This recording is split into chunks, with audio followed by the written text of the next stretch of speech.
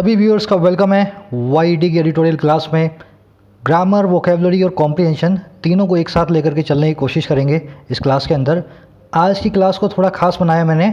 आज फिर से एक इकॉनमी का एडिटोरियल है। जिन लोगों को बैंक से एग्ज़ाम देने हैं, एसएससी देनी है और इकॉनमी के एडिटोरियल पढ़ने नहीं आते हैं, आज उन पर हम खास ध्यान देंगे फिर से। चलिए शुरू करते हैं फटाफट से। ग्रामर थोड़ी सी आज हैवी है, ध्यान से समझें। आज फॉर्मूला बेस्ड ग्रामर है पूरी की पूरी। कह रहा सिग्नलिंग सपोर्ट, सपोर्ट को सिग्नल किया जा रहा है, इशारा मिल रहा है कहीं से सपोर्ट का, कहीं से हेल्प का। अब देखो कौन इशारा किस चीज़ को कर रहा है, हमें मालूम चलेगा टाइटल पैराग्राफ से। RBI's liquidity facility for mutual funds still hinges on banks willingness to lend. कह रहे जो रिजर्व बैंक ऑफ इंडिया है ना, हमारा आरबीआई है, जो उसने जो एक नई फैसिलिटी दी है लिक्विडिटी की। डिटेल में देखेंगे हम आगे क्या होती है। कह रहे जो फैसिलिटी है ना, और किन के लिए है ये है म्यूचुअल फंड्स के लिए। फॉर लगा के बता रहा है, म्यूचुअल फंड्स के लिए जो फैसिलिटी है। कह रहा है जो फैसिलिटी है ना, अभी भी हिंज ऑन करती है, अभी भी डिपेंड करती है, अभी भी चारों तरफ रिवॉल्व करती है, इर्द गिर्द घूमती है। अच्छा किसके? बैंक्स की, बैंकों की विलिंगनेस के। विलिंगनेस क्या होती है? किसी काम को करने की इच्छा। कह रहे बैंकों की इच्छा के चारों तरफ घूमती है, और इच्छा किस चीज़ की? लैंड करने की, उधार देने की। सेंटेंस क्या कहना चाह रहा है? ये फैसिलिटी जो आरबीआई की आई है इन चीज़ों के लिए, म्यूचुअल फंड्स के लिए, अभी भी ये फैसिलिटी पूरी तरह से डिपेंड है कितनी बैंक्स की इच्छा है पैसे को लैंड करने की, पैसे को उधार में देने की। सेंटेंस में देखने वाली चीज़ें क्या हैं? सबसे पहले जो चीज़ मैं आपसे हर रोज़ कहता हूँ, सबसे पहले आपको देखना होता है सब्जेक्ट और उसकी वर्ब। सब्जेक्ट यहाँ पे आरबीआई की फैसिलिटी है, वर्ब है इसकी हिंजेस। प्रेजेंट इंडेफिनिट टेंस के अंदर ये सेंटेंस लिखा हुआ है, सब्जेक्ट सिंगुलर होने के कारण हमने हिंजेस के बाद में एस लगाया है। ऑन प्रेपोजिशन है, ये मैंने इसलिए मार्क किया क्योंकि हिंज अपने बाद हमेशा ऑन नाम की प्रेपोजिशन को लेता है। ध्यान देने वाली चीज़ ये है, पूरा एडिटोरियल का सब्जेक्ट और वर्ब मैंने मार्क कर दिया है। ये आपकी इंग्लिश सीखने की जरिया जो जर्नी है ना, उसका सबसे पहला स्टेप है ये। आप सबसे पहले सब्जेक्ट और वर्ब पकड़ेंगे, उसके बाद उस सेंटेंस के अंदर कोई और रामायण आपको लगानी है, ठीक है ना। चलो सेंटेंस के पीछे ग्रामर में आते हैं। सबसे पहली चीज़ हिंज, ये वर्ड क्या होता है मैंने आपको 2-3 महीने पहले बताया था, देखना कितने लोगों को याद है। इस पिक्चर से आप याद करें, यही पिक्चर मैंने तब भी दिखाई दी आपको।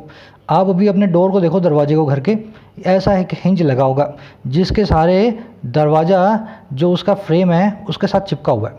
हिंज होता है ना, हिंज, ये हिंज से ही हमने ना वर्ब बनाई है हिंज होना।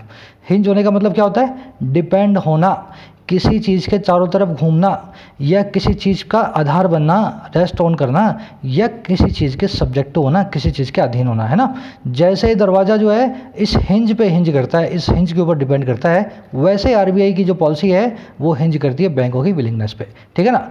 पिक्चर के साथ वर्ड को रिलेट जो है आप जो है रिलेट करके चलेंगे तो बहुत बेहतर रहेंगे ज़िंदगी के अंदर। हिंज ऑन की जगह पे अगर ये सेंटेंस में बनाऊँ, our picnic plans hinge on the examination schedule, हमारे पूरे प्लान्स हिंज ऑन करते हैं, डिपेंड करते हैं, चारों तरफ घूमते हैं एग्जामिनेशन शेड्यूल के। इसकी जगह अब ये 500 चारों में से कोई भी रख दो, सबका मतलब एक ही है ना। चलो दूसरा कॉन्सेप्ट, ये बैंक में एस के बाद ये अपोस्ट्रोफी क्यों लगी हुई है, फटाफट से रिवाइज कर लें जिन लोगों ने नहीं देखा अभी तक। देखिए अगर मैं आपको ऐसा बोलूँ स्टूडेंट और उसके साथ में जोड़ने को बोलूँ बैग, मतलब यहाँ पे मान लो रूम है, आगे मैंने रूम बना दिया इसका, यहाँ पे रूम कर देते हैं, स्टूडेंट प्लस में रूम। आप उसको क्या लिखोगे? रूम ऑफ स्टूडेंट, है ना, स्टूडेंट का कमरा। अच्छा इस रूम ऑफ स्टूडेंट को लिखने का एक और तरीका भी है, स्टूडेंट्स रूम, स्टूडेंट का कमरा। इसको बोलते हैं पजेसिव केस, किसी भी नाउन का पजेसिव केस हम बना देते हैं, है ना। अब ये चीज़ कई लोगों को पता नहीं है, बहुत लोगों को पता भी है। अगर स्टूडेंट्स हों, स्टूडेंट नहीं स्टूडेंट्स हों, इनका रूम बनाना हो तो रूम ऑफ स्टूडेंट्स तो ठीक होता है, लेकिन ये स्टूडेंट्स के आगे अपोस्ट्रोफी ऐसा अगर आप लगा देंगे ना तो वो रूम गलत हो जाएगा, क्योंकि डबल ऐसा आ गए लास्ट में, अपोस्ट्रोफी बीच में आ गई। इसको बोलोगे तो आवाज़ आएगी स्टूडेंट्स, ये हिसिंग साउंड आती है ना, इंग्लिश में गलत होती है। तो इंग्लिश क्या बोलती है? जब जब ऐसी कंडीशन आए, कोई प्लूरल ऐसी चीज़ आए जिसके लास्ट में एस आ रहा हो, आप उसका पॉजेसिव बनाते हुए लास्ट वाला एस छोड़ दो। तो यहाँ पे स्टूडेंट के बाद में एस के बाद में जो अपोस्ट्रोफी लगी है वो बता रही है कि बहुत सारे स्टूडेंट्स का कमरा है, एक स्टूडेंट का नहीं है। इतना तो आप में से ज़्यादातर लोग जानते हो। अब इसी कॉन्सेप्ट को थोड़ा और आगे बढ़ाता हूँ मैं, बहुत लोगों को कन्फ्यूजन होती है इसी कॉन्सेप्ट को आगे बढ़ाने में।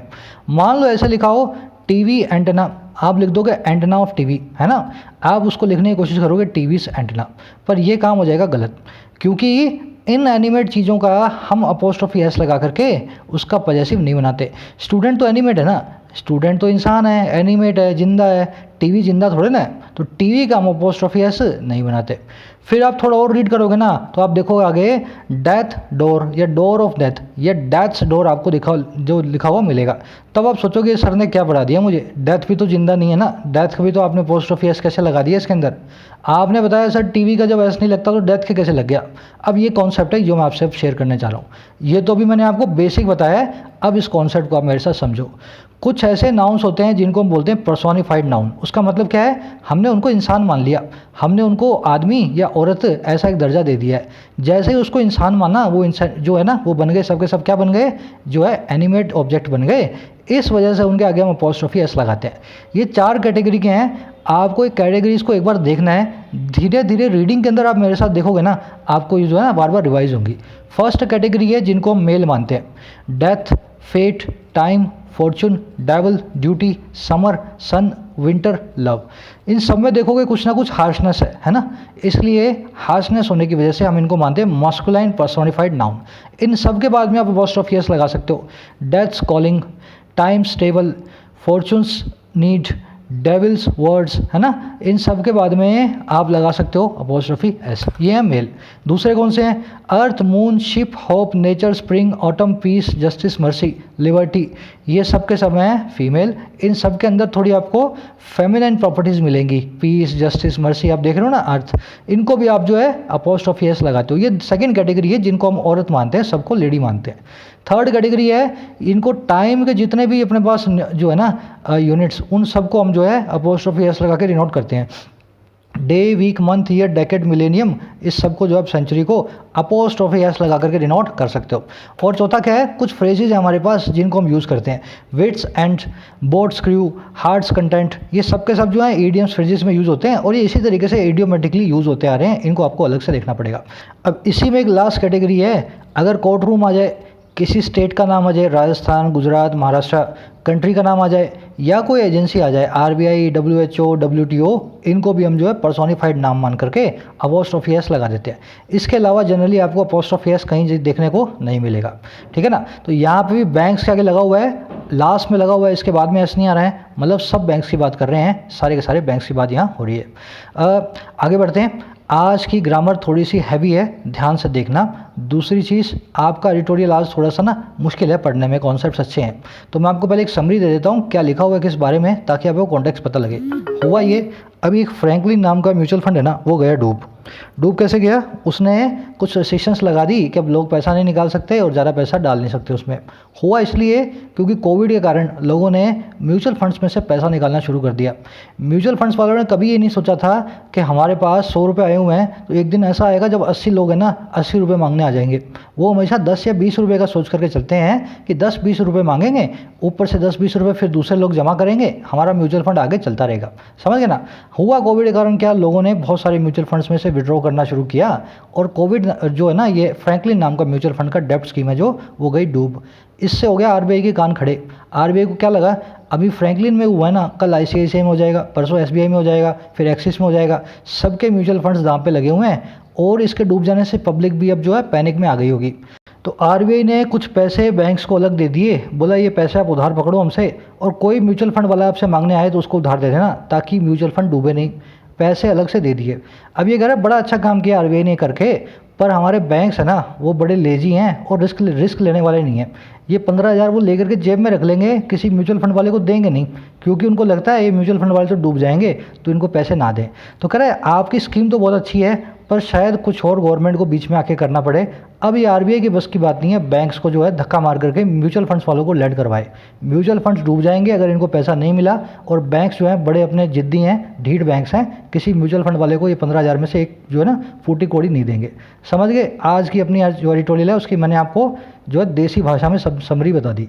अब शुरू करेंगे, अंग्रेज बन जाएंगे अपने फटाफट से। पूरा एडिटोरियल देखते जाओ मेरे साथ, कॉन्सेप्ट सीखते जाओ, और बढ़िया भारी वाला ग्रामर कॉन्सेप्ट है आज, जरूर उसको मिस मत करना। शुरू करें।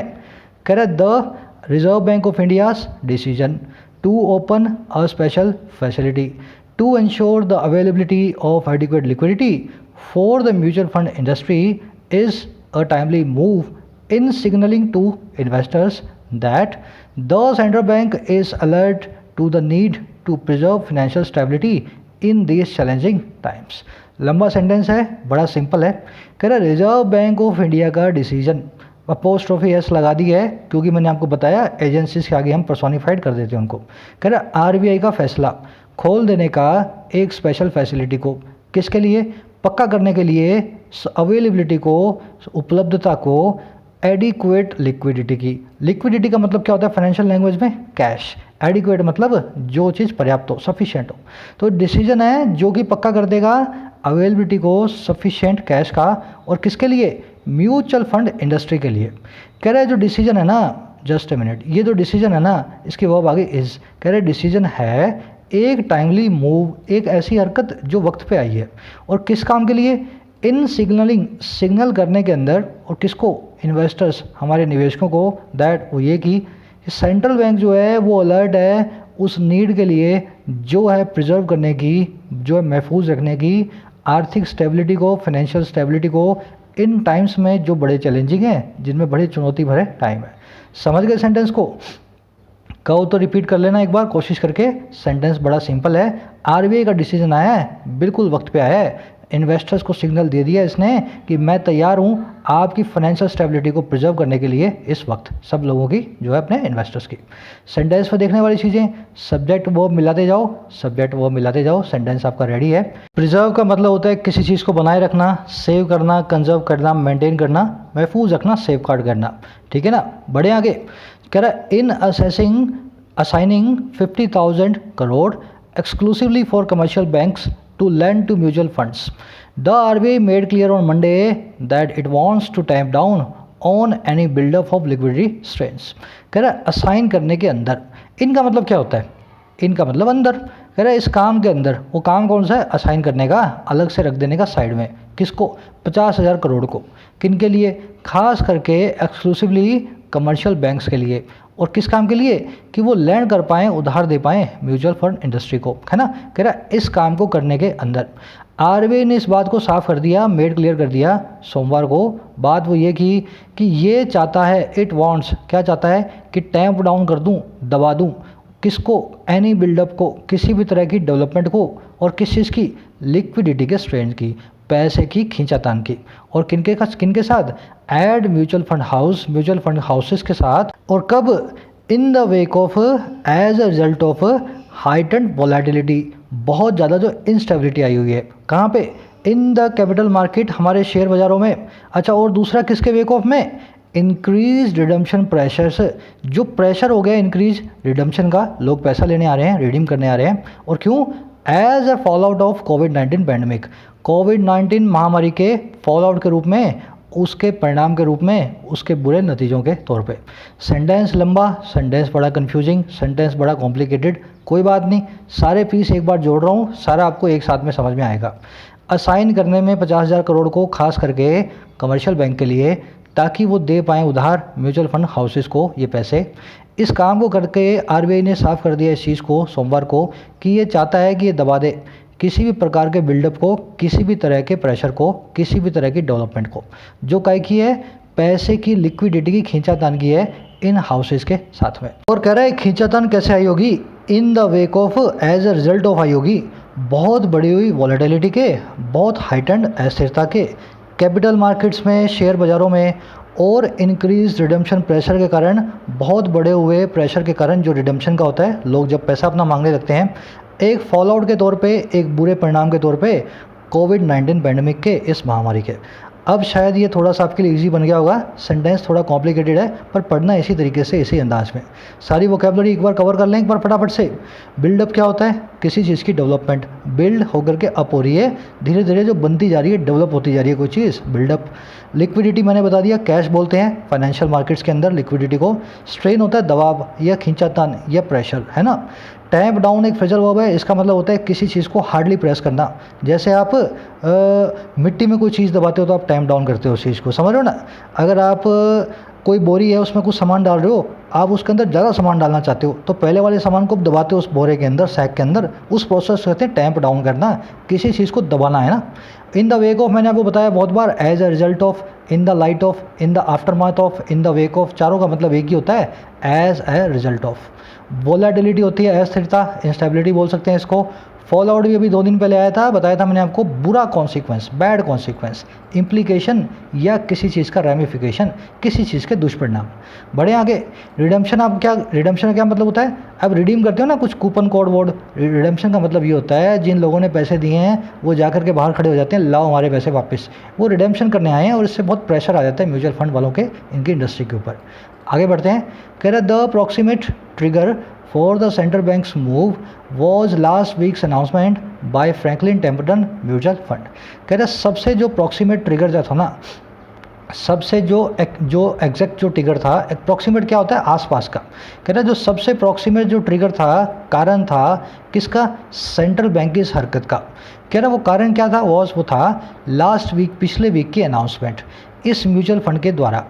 अनाउंसमेंट ये कि इट वॉज वाइंडिंग अप, कि ये जो था ना, ये जो म्यूचुअल फंड ये वाइंड अप कर रहा था, ये कर रहा था ख़त्म, और किसको, 6 डेट फंड्स को, 6 डेट फंड्स को। इतना समझ लें, फिर आगे बढ़ते हैं। कह रहे अप्रॉक्सीमेट ट्रिगर यही था, इसी चीज़ ने मजबूर किया, ट्रिगर किया आरबीआई को, हमारे सेंट्रल बैंक को, कि लास्ट वीक जो अनाउंसमेंट दी इस म्यूचुअल फंड ने कि ये वाइंड अप कर रहा था, बंद कर रहा था अपनी 6 डेट की फंड्स की स्कीम को। आगे कह रहे हैं यहाँ पे हाइफन लगा के, funds that collectively had assets management amounting to about 26,000 crore.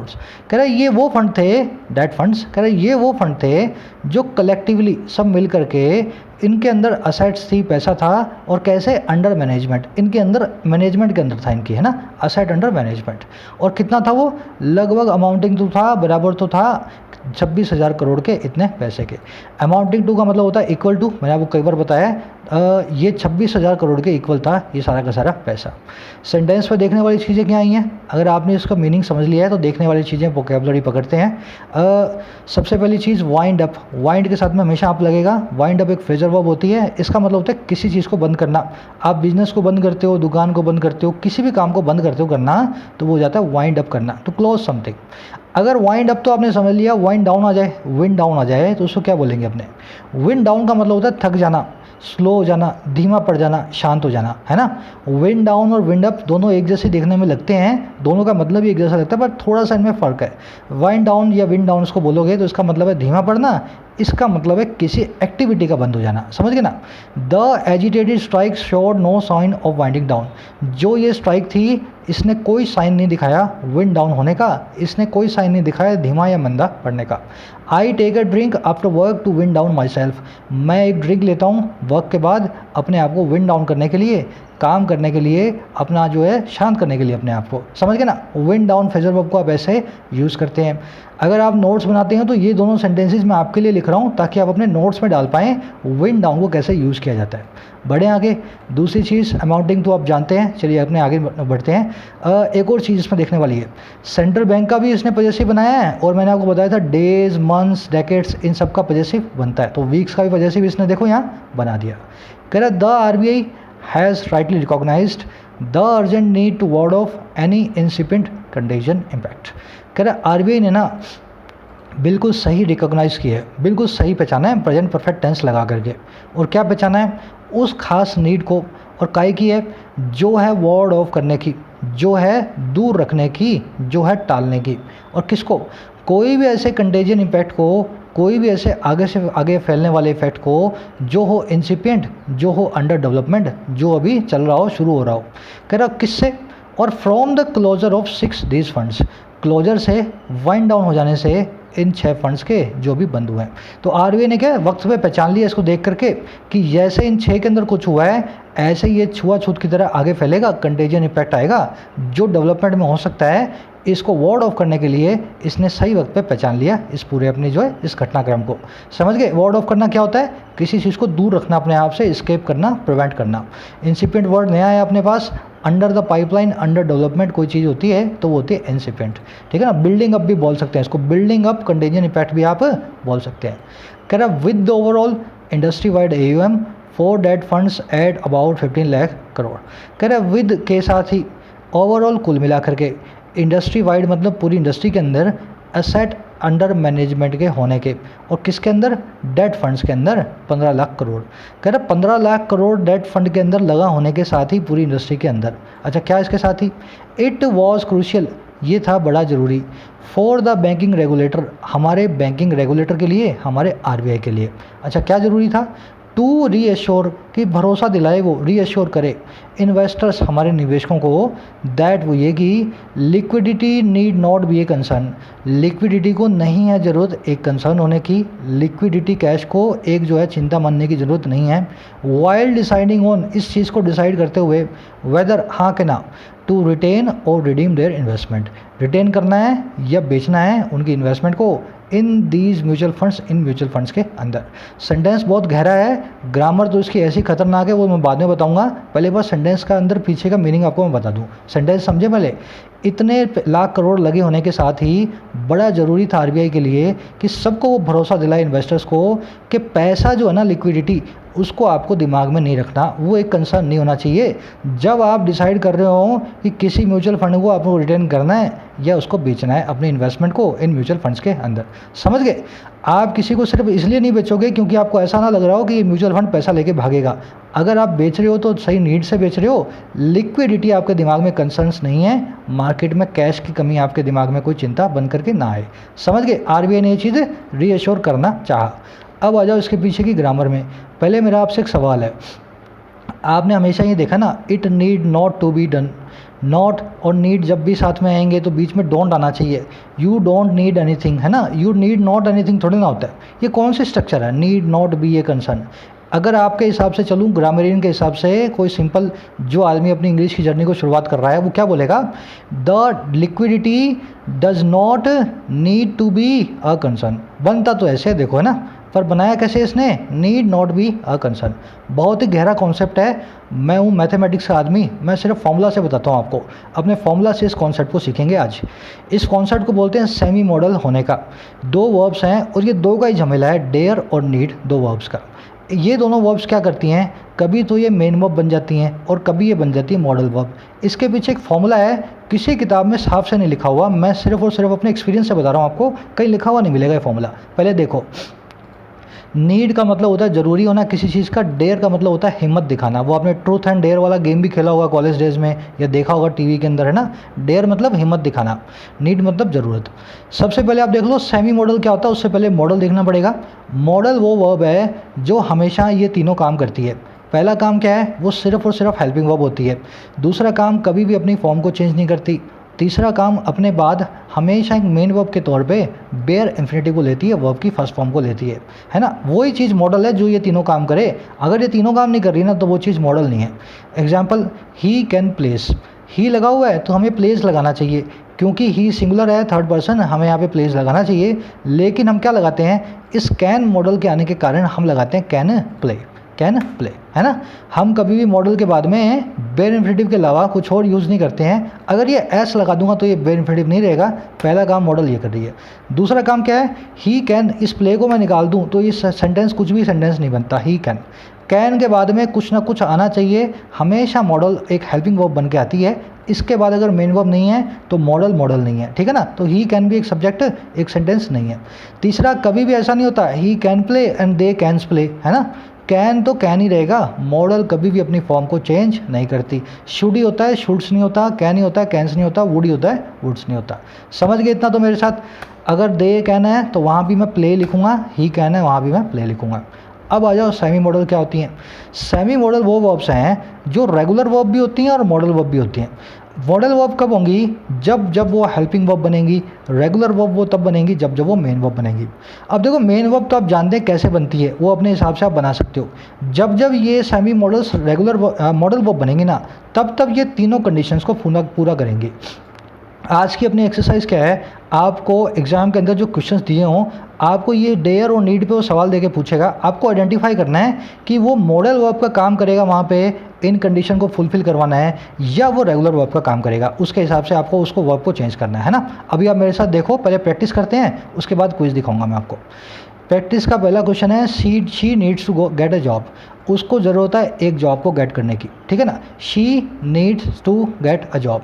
She क्या है, सब्जेक्ट है, नीड क्या है, मेन वर्ब है। मेन वर्ब के बाद में हमने इन्फिनेटिव लगाया हुआ है टू गेट, उसके बाद में हमने लिखा हुआ है a job. She needs to get a job, ये मैंने इसकी पार्सिंग कर दी। नीड्स क्या यहाँ पे, मेन वर्ब है।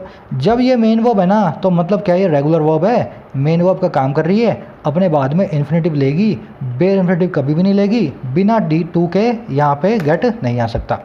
अगर इसी सेंटेंस को मैं इस मॉडल को, नीड को, जो मैंने आपको बताया ना, एक जो है सेमी मॉडल भी है, अगर इसी सेंटेंस को मैं दूसरे तरीके से लिखना चाहूँ, मुझे इस नीड को बदलना पड़ेगा एक जो है ना हेल्पिंग वर्ब में, मॉडल वर्ब में। तो कैसे बदलूँगा, देखो, शी नीड, देखो हेल्पिंग वर्ब की तरह बदल रहा हूँ मैं इसको। हेल्पिंग वर्ब मॉडल कभी भी चेंज नहीं होती, तो पीछे एस नहीं लगाऊंगा, सिर्फ जो है नीड लिखूंगा।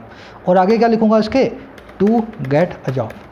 अब यहाँ पे मैंने गलती कर दी, मैंने इसको हेल्पिंग वर्ब तो बनाया, पर जैसे ही मैंने इसको मॉडल बनाया, मॉडल क्या बोलती है अपने बातों, बेनिफिटिव लेगी, तो ये टू भी मुझे निकालना पड़ेगा।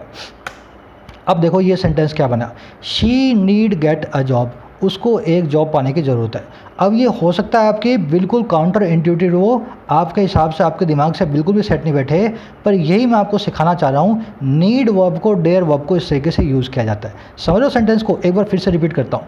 शी सब्जेक्ट है, नीड मेन वर्ब है, टू यहाँ पे इन्फिनेटिव का पार्ट है, गेट इसकी इन्फिनेटिव की वर्ब है, टू गेट एक पूरा इन्फिनेटिव बन गया, अ जॉब इसका ऑब्जेक्ट है। यहाँ पे मैंने क्या बनाया, शी जो है सब्जेक्ट बनाया, नीड को मैंने मॉडल वर्ब बनाया, इसको सेमी मॉडल बोलते हैं ना, क्योंकि कभी कभी ये मॉडल बन जाती है। नीड को मैंने मॉडल वर्ब बनाया, इसलिए बावजूद शी होने के मैंने नीड्स ना लिख के नीड लिखा, क्योंकि मॉडल कभी चेंज नहीं होती है। गेट को मैंने मेन वर्ब बना दिया, बीच में से टू निकाल दिया, क्योंकि मॉडल अपने बाद टू लेती नहीं है, और जॉब की जगह जॉब लिख दिया। अब यहाँ पे ये सब्जेक्ट है, ये हेल्पिंग वर्ब है, ये मेन वर्ब है, ये इसका ऑब्जेक्ट है। समझ गए, बन गई मॉडल की नहीं बनी, मॉडल बन गई, बाद में इसने एक मेन वर्ब को ले लिया। अगला सेंटेंस देखते हैं, शी नीड्स अ ड्रिंक। इसके अंदर नीड नाम की मेन वर्ब आ रही है, एक सब्जेक्ट आ रहा है, इन्फिनेटिव नहीं आ रहा, अ ड्रिंक इस नीड का ऑब्जेक्ट है। मुझे इस नीड को बदलना है सेमी मॉडल बना करके, मॉडल वर्ब के अंदर मैं कैसे बदलूँगा, शी नीड्स का नीड अ ड्रिंक, यही बनाऊँगा ना मैं, यही बनाऊँगा ना, नहीं बन सकता मेरे भाई, क्योंकि अगर इसको मेरे को हेल्पिंग वर्ब बनाना है तो एक मेन वर्ब यहाँ होनी चाहिए। इस इन्फिनेटिव की मैं मेन वर्ब बनाता, इन्फिनेटिव तो यहाँ पे है ही नहीं। शी नीड्स अ ड्रिंक, उसको एक नीड, उसको ज़रूरत है एक ड्रिंक की, यहाँ पे कोई इन्फिनेटिव इसने दिया ही नहीं हुआ। जब यहाँ पे टू प्लस में वर्ब की फर्स्ट फॉर्म लगी नहीं हुई, तो इस नीड को ही मुझे जो है ना अपनी जो मेन वर्ब मानना पड़ेगा। इसको मैं हेल्पिंग वर्ब मानूंगा तो मेन वर्ब बनने के लिए दूसरी वर्ब नहीं है। इस तरह के सेंटेंसेस के अंदर कभी भी नीड और डेयर जो है ना सेमी मॉडल की तरह काम नहीं करते। समझ गए, ये सेंटेंस को आप लिख ही नहीं सकते हो अगर आप इसको नीड को सेमी मॉडल बनाना चाहो तो। समझ गए ना। अगला देखो, do you need to go now. सबसे पहले क्या देखेंगे हम, हेल्पिंग वर्ब लगी हुई है, नीड नाम की एक मॉडल वर्ब लगी हुई है। अच्छा नीड, यहाँ पे मेन वर्ब है, यहाँ पे ये हेल्पिंग वर्ब आ रही है तो ये मेन वर्ब है। अच्छा यहाँ पे टू गो नाम का इन्फिनेटिव लगा हुआ है। करना क्या है, मुझे हेल्पिंग वर्ब को निकाल देना है, मॉडल को बना देना है हेल्पिंग वर्ब, टू निकाल देना है और पूरा का पूरा सेंटेंस वैसा का वैसा लिखना है। और इंश्योर करना है ये एक इंट्रोगेटिव सेंटेंस हो, तो हेल्पिंग वर्ब को शुरू में लाना है। इंट्रोगेटिव सेंटेंस उसी को कहते हैं। शुरू करूँगा हेल्पिंग वर्ब से, नीड को बना दिया helping verb modal verb, you को बना दिया यू, यहाँ से डू को निकाल देना है, नीड यहाँ पे आएगा नहीं, शुरू में आ गया, टू गो की जगह आएगा go now. Need you go now, ऐसा सेंटेंस आपसे पेपर में पूछेगा वो बना कैसे हुआ है, ऐसे बना हुआ वो। नॉर्मली वो ऐसा होता, पर जैसे ही मॉडल बनाएंगे हम, नीड जैसे ही हम इसको मॉडल में चेंज करेंगे तो नीड जो है इस हेल्पिंग वर्ब की जगह ले लेगी, हेल्पिंग वर्ब गायब हो जाएगी, मेन वर्ब टू गो में से टू निकल करके गो बन जाएगी। और या देखो आप, गो बे इन्फिनेटिव बन करके आ गया है, टू निकलने के बाद इस नीड को क्वालिफाई कर रहा है। समझ गए, नीड यू गो नाउ। अच्छा इसी को अगले सेंटेंस को बनाते हैं अपने, do you need some food. क्या तुम्हें कुछ फूड की ज़रूरत है, क्या करना है, हेल्पिंग वर्ब को निकाल देना है, नीड को हेल्पिंग वर्ब बना देना है, फूड को, और सम फूड है, इसमें से अगर इन्फिनेटिव आ रहा होता तो उसको टू को निकाल देते, लेकिन इन्फिनेटिव है नहीं। इन्फिनेटिव नहीं है तो मेरे भाई इसका आप कुछ भी नहीं कर सकते। इन्फिनेटिव होना ज़रूरी है। अगर आपके पास इन्फिनेटिव नहीं है, नीड को अगर आप हेल्पिंग वर्ब बना दोगे तो मेन वर्ब किसको बनाओगे, वो सेंटेंस नहीं जिसमें मेन वर्ब ना हो। यहाँ पे गेट मेन वर्ब थी, यहाँ पे गो मेन वर्ब थी, पर फूड मेन वर्ब नहीं बन सकता।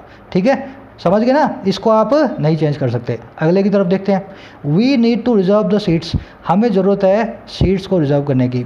नीड क्या है यहाँ पे आपकी, मेन वर्ब, टू रिजर्व क्या है, इन्फिनेटिव। क्या करना है हमें, कुछ भी नहीं करना। वी नीड्स का अगर नीड्स होता भी तो भी हमने नीड ही लिखना है, टू रिजर्व में से रिजर्व लिख देना है, टू हटा करके we need reserve the seats. समझ गए? मॉडल का हमने हेल्पिंग वर्ब बना दिया यहाँ पे, नीड का टू रिजर्व में से टू निकाल करके रिजर्व को बना दिया जो है मेन वर्ब। ये हेल्पिंग वर्ब, ये मेन वर्ब। अगला देखो, we do not need to reserve seats, हमें ज़रूरत नहीं है सीट्स को रिजर्व करने की। तो क्या बनाऊंगा मैं, वी डू को निकाल दूंगा, नीड बन जाएगी हेल्पिंग वर्ब, हेल्पिंग वर्ब के बाद नोट आएगा, रिजर्व बिना टू क्या आएगा, सीट्स। पूरा का पूरा फॉर्मूला बेस्ड चैप्टर है ये। आप अभी देखोगे इसके क्वेश्चंस ऐसे दिमाग घुमाने वाले हैं, और ये फॉर्मूला आपको कहीं नहीं सीखने को मिलेगा। मैं बता रहा हूँ, कहीं नोट कर लेना, ये फॉर्मूला से ही चलना है आपको। मॉडल को रखना है आपको हेल्पिंग वर्ब की जगह, मेन वर्ब को बनाना है टू इन्फिनेटिव से, इसका टू निकाल दो, वो बन जाएगी मेन वर्ब। अगर आप ये काम कर सको तो सेंटेंस के अंदर आप मॉडल बना सकते हो नीड या डेयर को। अगर ये काम नहीं कर सकते तो आप नहीं बना सकते। अगला देखो, do we need to preserve seats, do क्या है, हेल्पिंग वर्ब है, इसको हटाना है। इसकी जगह नई हेल्पिंग वर्ब आएगी जो कि हमारी मॉडल वर्ब नीड होगी। नीड वी, अब देखो टू रिजर्व में से टू निकाल दूंगा, रिजर्व सीट्स। ठीक, need we reserve seats interrogative sentence है, शुरुआत हो रही है हेल्पिंग वर्ब से, नीड हेल्पिंग वर्ब का काम कर रही है। Does he dare to speak, does he dare to speak कैसे बनाऊंगा मैं, हेल्पिंग वर्ब की जगह क्या ले आऊँगा, डेयर। डेयर का मतलब क्या होता है, हिम्मत करना। तो क्या वो हिम्मत करता है बोलने की, does he dare to speak. तो मैं कैसे शुरू करूँगा इसको, डज की जगह डेयर आ जाएगा, ही की जगह ही आएगा, डेयर तो हमने ले लिया शुरू में, टू स्पीक में से स्पीक निकाल लूँगा, टू को हटा करके, डेयर ही स्पीक बन गया। अगला बनाओ, he does not dare to speak, चलो कैसे बनाएंगे, ही की जगह ही आएगा, डज निकाल देंगे, डेयर इसकी जगह आ जाएगा हेल्पिंग वर्ब बन के, नॉट हमेशा हेल्पिंग वर्ब के बाद आता है, टू स्पीक में से टू निकाल के स्पीक लिख देंगे। He dare not speak interrogative sentence नहीं है, अफर्मेटिव है, तो मैं इसके आगे क्वेश्चन मार्क निकाल देता हूँ, ही डेयर नॉट स्पीक। अगला देखो, did he dare to speak, did he dare to speak क्या है अपने पास यहाँ पे, हेल्पिंग वर्ब, शुरू में क्या आ रही है, हेल्पिंग वर्ब, हम यहाँ लगाएंगे dared, dared he speak, dared he speak. ये डेयर्ड क्यों लगाया, क्योंकि हेल्पिंग वर्ब पास्ट टेंस की है, पास्ट एंड डेफिनिट टेंस की बात हो रही है यहाँ पे, सेकंड फॉर्म लगेगी हमारे पास इस डेयर की, डेयर्ड ही स्पीक। अगला देखो, did he need to speak, क्या करना हमें, शुरू में ले आना है, needed he speak, needed he speak है ना, नीडिड शुरू में आ जाएगा, ही बन जाएगा, और टू स्पीक का स्पीक, ये सही है ना। अब यहाँ पे एक छोटा सा सरप्राइज हो रहा है, लास्ट के दो सेंटेंस देखो, मैंने बना दी भाई पास फॉर्म। मैंने आपको बोला था मॉडल कभी भी जो है ना अपना फॉर्म चेंज नहीं करती, पर एक ट्विस्ट है यहाँ पे, डेयर ऐसी मॉडल फॉर्म है, मॉडल वर्ब है जिसका डेयर्ड भी एक मॉडल है, समझ गए। डेयर मॉडल वर्ब को आप पास्ट टेंस में यूज़ कर सकते हो, पर नीड मॉडल वर्ब को आप पास्ट टेंस में यूज़ नहीं कर सकते। तो नीडिड ही स्पीक आप नहीं बना सकते, डेयर्ड ही स्पीक आप बना सकते हो। देखिए पूरा कॉन्सेप्ट फॉर्मूला बेस्ड है, फॉर्मूला मैंने आपको बता दिया, नीड और डेयर वर्ब इस तरह से बिहेव करती है। अगर आपको इतना समझ में आ गया है, इसको रिपीट कर लें एक बार, इन 8 क्वेश्चंस को सॉल्व करने की कोशिश करें। ज़रूर से मुझे बताएं दोनों में से कौन सा चुनाव आप करेंगे, कौन से जो है ऑल्टरनेटिव का, कमेंट सेक्शन में डालें। ये पूरे जो है ना चैप्टर को यहाँ से मैं कट करके अलग से एक वीडियो बना करके डाल दूंगा 10 मिनट की, जिसमें इनके रिप्लाइज भी होंगे इन सब क्वेश्चंस के, है ना। 1 या 2 दिन के अंदर वो वीडियो चैनल पे आ जाएगी। मैं हर कॉन्सेप्ट को अलग काट करके वीडियो में से अलग डालने की कोशिश करूँगा चैनल के ऊपर। चलिए शुरू करते हैं आगे। ज़रूर से इसके आंसर्स डालें यहीं पर, कॉन्सेप्ट ज़रूर सीखना है। एक मौका आपको मिल रहा है, किसी किताब में इस तरीके से नहीं समझाया हुआ, अगर आपको मिला है मौका ना तो उसका फ़ायदा उठाना। आगे बढ़ते हैं, जस्ट अ मिनट। हाँ, कह रहा है the association of mutual funds in India AMFI had separately last week sought to assure investors. कह रहा एसोसिएशन जो है ना, इसने पिछले वीक लास्ट वीक है अलग से इसने सॉट किया था। Had sought past perfect tense, इसने मांगा था, इस काम को करने की कोशिश की थी, और क्या करने की, अश्योर करने की इन्वेस्टर्स को, पक्का करने की इन्वेस्टर्स को, भरोसा दिलाने की, दैट वो ये की a majority of debt fund schemes had invested in superior credit quality. ज़्यादातर डेट फंड्स जो है ना वो इन्वेस्ट करते हैं, उन्होंने इन्वेस्ट किया है ज़्यादा अच्छे सुपीरियर क्रेडिट क्वालिटी सिक्योरिटीज़ में। And had appropriate liquidity to back their normal operations, और उनके पास है अप्रोप्रिएट नगद, बराबर नगद है उनके पास, किस लिए, बैक करने के लिए, सपोर्ट करने के लिए अपने नॉर्मल ऑपरेशंस को। तो AMF जो association of mutual fund of India है AMFI, ये भी चीख करके कह रही है इन्वेस्टर्स को कि डरो मत, सब म्यूचुअल फंड हमारे अच्छे हैं, सब ने अच्छे क्वालिटी क्रेडिट जो है ना इस सिक्योरिटीज़ में इन्वेस्ट किया हुआ है, सबके पास पैसा है आपके पैसे को देने के लिए, तो भाग के पैसा मत लेने जाओ डर के मारे, सबके पास पैसा रखा हुआ है। बैक करना आप जानते हैं, सपोर्ट करना किसी चीज़ को, nobody back the idea, अगर ऐसा एक सेंटेंस अगेंस्ट लिखा हो, इसका मतलब होगा किसी ने भी आइडिया को सपोर्ट नहीं किया। बैक मतलब सपोर्ट। कह रहा है while the facility is a straight forward 90-day repo lending window from the banks. कह रहा है जहाँ वाइल ये जो फैसिलिटी अभी आरबीआई ने दी है, कह रहा है ये क्या है, इस एक सीधे सीधे 90 दिन की रेपो बेस्ड लेंडिंग विंडो है। अच्छा 90 दिन की repo rate based lending opportunity है ना, 90 दिन की है। कह रहा फ्रॉम विच जिसमें से banks can avail credit to provide loans to mutual funds, जिसमें से बैंक जो है ना 90 दिन के लिए, अगले 90 दिन के लिए अवेल कर सकते हैं, फ़ायदा उठा सकते हैं क्रेडिट का, उधार का, और किसको देने के लिए, लोन देने के लिए म्यूचुअल फंड्स को। तो 90 दिन के लिए आरबीआई ने बोला आ जाओ मेरे पास, किसी बैंक को बोला, और म्यूचुअल फंड को अगर पैसा देना हो तो मेरे से ले जाओ।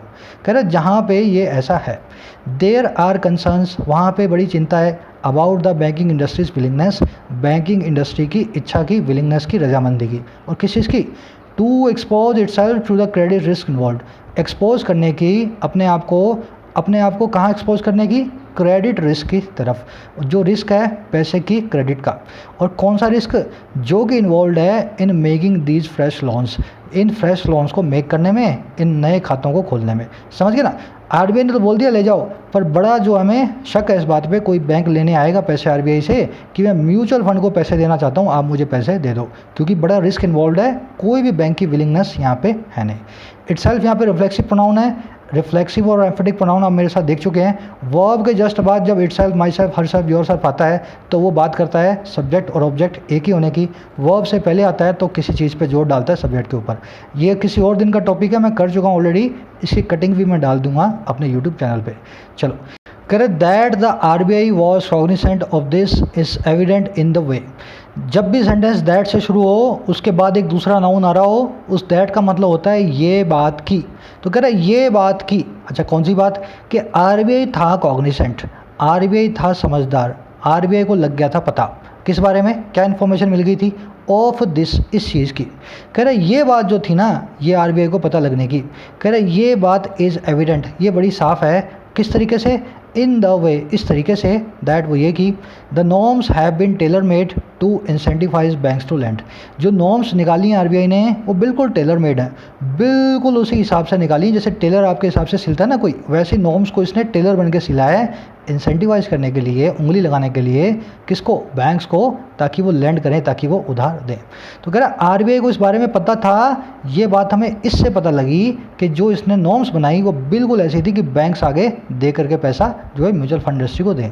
आगे बढ़ें, कॉग्निसेंट वर्ड का मतलब होता है आपको किसी चीज़ के बारे में पता है, you are aware of something, involve of something, conscious of something. मज़े की बात यह है कॉग्निसेंट अपने बाद ऑफ लेता है और इसके तीनों सिनोनिम्स भी अपने बाद फिक्स प्रपोजिशन की तरह ऑफ ही लेते हैं। तो aware of, informed of, conscious of, cognisant of, इसी तरह से फिक्स प्रपोजिशन चला करते हैं। कह रहा from allowing banks to breach their 25% ceiling on held to maturity investments as a consequence of lending to mutual funds to exempting their support extended from banks overall capital market exposure limits। कह रहा from to, ये ध्यान दोगे ना, from to को आप देखो, यहाँ से लेकर के यहाँ तक, यहाँ से लेकर के यहाँ तक, ये सेंटेंस ऐसे बना हुआ है। अच्छा कहाँ से लेकर के, इससे कोई पूछे, कह रहा अलाउ करने से लेकर के बैंक्स को, ताकि वो ब्रीच कर पाएँ, उल्लंघन कर पाएँ, पार कर पाएँ उनकी 25% की सीलिंग को, 25% की मैक्सिमम लिमिट को, जो इस टाइप की इन्वेस्टमेंट पे होती है, हेल्ड टू मेच्योरिटी इन्वेस्टमेंट पे होती है। और क्यों ब्रीच कर पाएँ, एक कॉन्सिक्वेंस की तरह, एक नतीजे की तरह लैंड करने के म्यूचुअल फंड्स को। अगर म्यूचुअल फंड को आप दोगे, उसके नतीजन अगर आपकी इन्वेस्टमेंट 25% से ऊपर हो गई, उसको इसने अलाउ कर रखा था, वैसे अलाउ नहीं है, अगर म्यूचुअल फंड को दी तो अलाउ है। तो कह रहा है एक तो ये चीज़ यहाँ से लेकर के, अच्छा दूसरी कौन सी चीज़ कहाँ तक, to exempting the support extended for banks overall capital market exposure limits, exempt करने का, राहत देने का उस सपोर्ट को जो बैंक एक्सटेंड करते हैं, देते हैं, किस चीज़ में से, अपने कुल मिलाकर के कैपिटल मार्केट एक्सपोजर की लिमिट्स में से। तो कैपिटल मार्केट में बैंक ज़्यादा नहीं लगा सकते, पर कह रहे म्यूचुअल फंड में लगा लो ना, तो वो हम कैपिटल मार्केट की लिमिट में आपको नहीं गिनेंगे। कह रहे यहाँ से लेकर के इस काम से यहाँ तक, इस काम तक। अच्छा हुआ क्या, कह रहे the central bank has sought, हमारे सेंट्रल बैंक ने कोशिश की है, सॉट किया है, सीख किया है, टू ईज़ की वो आसान बना दे, फ्लो ऑफ क्रेडिट को, पैसे के फ्लो को, पैसे के बहाव को, टू फंड दीज हाउसेस, इन हाउसेस को फंड करने के लिए। समझ गए ना। तो म्यूचुअल फंड इंडस्ट्री को सही से पैसा मिले उसके लिए बैंक ने ना अपना आरबीआई जो है वो यहाँ से लेकर के यहाँ तक पहुँच गया। बैंकों को इतनी छूटें दे दी कि तुम करो जैसे करना है, ये सब लिमिट्स ब्रीच कर दो, बस पैसा म्यूचुअल फंड को दे देना जब जिसको ज़रूरत हो। समझ गए सेंटेंस को? ये सेंटेंस की स्ट्रक्चर ऐसे ही है, फ्रॉम टू जहाँ भी लगाओ ना वो इसी तरह से बनता है। कह रहा still if the recent experience of getting lenders to support the NBFCs non banking financial companies through a targeted long term repo operation backed by 50,000 crore is any pointer. देखो सेंटेंसेस कॉम्प्लिकेटेड लगेंगे पर उस लड़के को नहीं लगेंगे जिसने इकोनॉमी के एडिटोरियल्स पढ़े हैं। अभी 2 दिन पहले मैंने आपको पढ़ाया था ये वाला एडिटोरियल, 50,000 करोड़ जो है इकोनॉमी के अंदर बैंक्स ने डाले हैं, बैंकों के लिए आरबीआई ने डाले हैं। अब वही कह रहा है फिर भी अगर हाल का अनुभव जो कि है हमारे बैंक्स को लैंडर्स को सपोर्ट करवाने का, किनको? नॉन बैंकिंग फाइनेंशियल कंपनीज को, ऐसी कंपनियां जो बैंक नहीं है फिर भी कर्ज देती हैं छोटे दुकानदारों को, जैसे म्यूथूट फाइनेंस, जैसे Manappuram gold loan, Fullerton India. कह रहा है अगर इस एक्सपीरियंस को देखें जिसमें बैंक से हमने सपोर्ट करवाया है इनको, और कैसे करवाया है? इस स्कीम के जरिए, targeted long term repo operation के जरिए। और कौन सी स्कीम? जिसको सपोर्ट है 50,000 करोड़ का, जिसको 50,000 करोड़ जो है आरबीआई ने जिसके ऊपर फेंक रखे हैं। कह रहा है अगर इस एक्सपीरियंस को इज एनी पॉइंटर, अगर ये एक्सपीरियंस कोई भी पॉइंटर बने, अगर इस एक्सपीरियंस से कोई भी हिंट निकलेगी, हिंट पॉइंटर मतलब इंडिकेशन या साइन, अगर इसको हम कोई साइन या इंडिकेशन मांगे तो क्या हो रहा है? कह रहे क्लियरली, साफ साफ, the banking industry beset by bad loans appears to have little appetite for adding any credit। कह रहे जो बैंकिंग इंडस्ट्री है ना, जो घिरी हुई है खराब लोनों से, बैड लोनों से, जो मालिया और लेकर के भागे हैं, कह रहा है बिल्कुल दिखाई देती है वो बहुत कम भूखी। appears to have little appetite, उसके पास बहुत कम भूख दिखाई देती है ऐड करने की, बढ़ाने की ऐसे किसी भी क्रेडिट को, उधार को। कह रहा है दैट इट डीम्स रिस्की, जो कि ये रिस्की फील करती है। समझ गए ना? तो अभी जो एक्सपीरियंस इसका आया है बहुत ख़राब आया है। किसी भी बैंक ने किसी छोटे जो है ना दुकानदार को पैसा नहीं दिया बजाय आरबीआई के कहने के। कह रहा अगर इससे हिंट लो तो साफ साफ यही दिखता है बड़ा परेशान है हमारा बैंकिंग सेक्टर बैड लोन्स की परेशानी से, और दिखाई देता है इसमें बिल्कुल भी भूख नहीं है अपने क्रेडिट को बढ़ाने की। वो क्रेडिट जिसको इस रिस्की मानता है, वो लोन जिसको ये थोड़ा सा जोखिम वाला मानता है। तो मतलब यहाँ भी पैसा डालने वाले बैंक्स हैं नहीं। सेंटेंस में देखने वाला क्या है? आप तो इसका मतलब समझ लो। आज इतना खतरनाक आया है, आप इसका मतलब समझ लो ना, यही आपकी जीत है। सेट का मतलब होता है घिरा हुआ, चारों तरफ से परेशान। ये सारे सिनोनिम है जो मैंने आपको बता चुका हूँ। एपेटाइट होती है आपकी भूख, लॉस ऑफ एपेटाइट आपने सुना होगा ना, किसी को भूख नहीं लगती, लॉस ऑफ एपेटाइट। बढ़े आगे, कह रहा मोर ओवर फिर भी with the economy still in lockdown and the credit rating of even relatively well established companies facing a real and not too distant threat of downgrades. कह रहा है more over फिर भी साथ में इस चीज़ के, अच्छा कौन सी चीज़ के? इकॉनमी के अभी भी लॉकडाउन में होने के साथ ही, अच्छा और दूसरी कौन सी चीज़ के? एंड लगा के बता रहा है जो क्रेडिट रेटिंग है ना, किन की? कह रहा है उन कंपनीज़ की जो रिलेटिवली वेल एस्टेब्लिश्ड हैं, वो कंपनियां जो तुलनात्मक रूप से बहुत अच्छे से काम कर रही थी अभी तक। कह रहा उन कंपनियों की क्रेडिट रेटिंग के फेस करने के, और किसको? एक हकीकत वाली, एक रियल वाली ऐसी थ्रेट को जो बहुत दूर नहीं है, नॉट टू डिस्टेंट, ऐसा नहीं है हम 2025 की बात कर रहे हैं, बिल्कुल नज़दीक में ही ऐसी थ्रेट को जो है डाउनग्रेड होने की, मतलब इनकी क्रेडिट रेटिंग जो है गिरने की थ्रेट इनके ऊपर पड़ी हुई है अच्छी अच्छी कंपनियों पे। तो कह रहा है इन दोनों चीज़ों के होने के साथ ही हुआ क्या? How willings banks would be to use this facility to lend to debt mutual funds remains to be seen. कितने विलिंग बैंक होंगे इस फैसिलिटी को यूज़ करने में, लैंड करने के लिए पैसा म्यूचुअल फंड्स को? ये वाली जो चीज़ है ना, ये वाली जो चीज़ ये अभी बनी हुई है देखनी, इस चीज़ को अभी भी देखना बाकी है ना। कह रहे सब कुछ ख़राब चल रहा है, सबके ऊपर शनि चढ़ा हुआ है, फिर भी देखते हैं बैंक जो है कितना पैसा अपना रिस्क लेकर के म्यूचुअल फंड वालों को देंगे, ये चीज़ देखनी बाकी है। ध्यान दोगे तो ये पूरा सब्जेक्ट मैंने बना रखा है, क्योंकि अगर मैं इसकी जगह इट रख दूँ अभी, it remains to be seen, ये इट प्रोनाउन इस पूरे को रिप्लेस कर सकता है। इट एक सब्जेक्ट बन सकता है, यहाँ पे एक क्लोज आया पूरा का पूरा सब्जेक्ट बन के, ऐसा एक क्लोज जो एक नाउन या प्रोनाउन की भूमिका अदा करे, उस क्लोज को हम बोलते हैं नाउन क्लोज। इस क्लोज के अंदर अलग सब्जेक्ट है, इस क्लोज के अंदर अलग वर्ब है, इसलिए इसको क्लोज बोल रहा हूँ, और ये नाउन का काम कर रहा है, एक सब्जेक्ट का काम कर रहा है, पूरा इकट्ठा होकर के इसको नाउन क्लोज बोलते हैं। बताऊँगा ग्रामर वीडियोज़ में तसल्ली के साथ, अभी कोई ऐसा मत समझना इतना बड़ा सब्जेक्ट कैसे हो गया सर। आगे बढ़ें। कह रहे the centre may need to be ready to step in with direct intervention. Centre को नीड होगी, सेंटर को ज़रूरत हो सकती है रेडी रहने की, ताकि वो स्टेप इन करे, दखल अंदाजी करे, इंटरवीन करे डायरेक्ट इंटरवेंशन के साथ, सीधे सीधे दखल अंदाजी के साथ। और कैसे कह रहे, if the RBI's gambit fails to ease the pressure on mutual funds. अगर RBI का जो शगुफा है, जो गैम्बिट है, जो प्लान है, जो पैंतराबाजी है, वो फेल हो जाती है ईज करने में, आसान बनाने में प्रेशर को म्यूचुअल फंड्स के ऊपर, तो कह रहा है सेंटर को तैयार रहना चाहिए, फीते बांध लेने चाहिए। लगता है RBI फेल होगा, बैंक्स बड़े ढीठ है, नहीं मानेंगे, इसको कोई डायरेक्टली इंटरवेंशन करनी पड़ेगी, कोई फरमान जारी करना पड़ेगा। गैम्बिट समझ लें वर्ड, आपका जो कोई मूव खेलते हो ना, पैंतरेबाजी करते हो, मैन्यूवर बोल दो, गिमिक बोल दो, प्लान बोल दो, प्लॉट बोल दो, गैम्बिट बोल दो। इफ़ के साथ में कभी भी जो है फ्यूचर टेंस नहीं आता। अगर फ्यूचर टेंस आने की ज़रूरत हो तो आप उसको प्रेजेंट डेफिनेट टेंस बना देते हैं, तो इसलिए मैंने if the RBI gambit fails लिखा है, विल फेल नहीं लिखा। कोशिश करें जो कॉन्सेप्ट आपने सीखा उस कॉन्सेप्ट को आप जो है रिपीट करके अच्छे से सीखें। कट करके उस वीडियो को मैं 1-2 दिन में डालूंगा उनके आंसर्स के साथ। आज अपने आंसर जरूर अपडेट करें जो मैंने आपसे क्विज पूछा है। अपनी समरी ज़रूर डालें। देखो ये 45 मिनट्स है ना, ये आपके दिन के सबसे ज़्यादा ना जो है ना प्रिपरेशन वाले मिनट्स होने चाहिए। कोशिश करो इनको अच्छे से अच्छे इनका ना हेल्प लेने की, इस वक्त को जो है वर्थ वाइल बनाने की। अच्छा लगा तो ज़रूर से मुझे बताएं कमेंट सेक्शन में। फिर मुलाकात लूँगा कल सुबह की न्यूज़पेपर के साथ। तब तक के लिए इजाज़त, साइनिंग आउट।